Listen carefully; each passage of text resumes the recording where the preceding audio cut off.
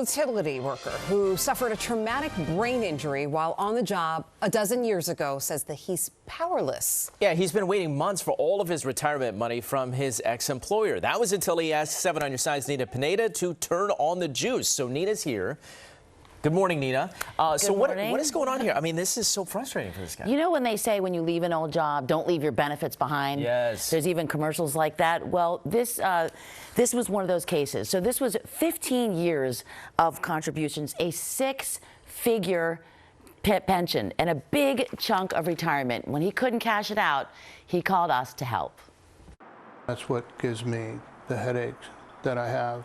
What happened? A tool fell out of a bucket truck and hit me in the head. Every day is a headache for Richard Eisenhower. He was working as a lineman for a utility when a coworker's steel wire pulling tool, a grip just like this, struck Richard on the head. It actually shot up into the air, so we really aren't sure how high it went, but it probably went to about 55 feet. And then it fell and it hit my hard hat. The constant pain and never-ending nerve damage are compounded by pricey prescription meds and doctor's bills from the 2012 injury, which is why he's been desperate to cash out his old retirement account from his former employer. I want to roll it over. I mean, I could use some of it to pay off some of the bills that I have. Richard left PSE&G in 2022 after 15 years on the job. The amount in his retirement fund, just under $100,000.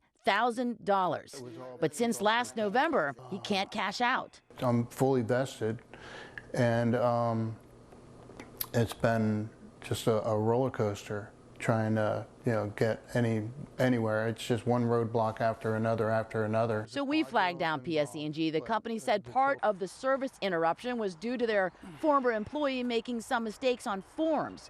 And within weeks, the power company fueled up Richard's account. I was overwhelmed. His entire retirement fund released with interest, a grand total of $99,759.64. Nina and 7 on my side did their job and got me my money. Oh, that's so great. Such a relief. Richard is still working as a lineman for another utility. He put his check, that 6-figure check, into another retirement account for his future. And yes, definitely. And PSE&G really came through with this. They said it is always our intent to ensure that our retirees feel supported and can easily access their benefits.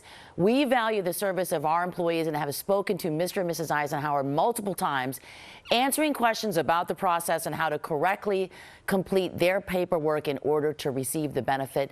The devil's in the details.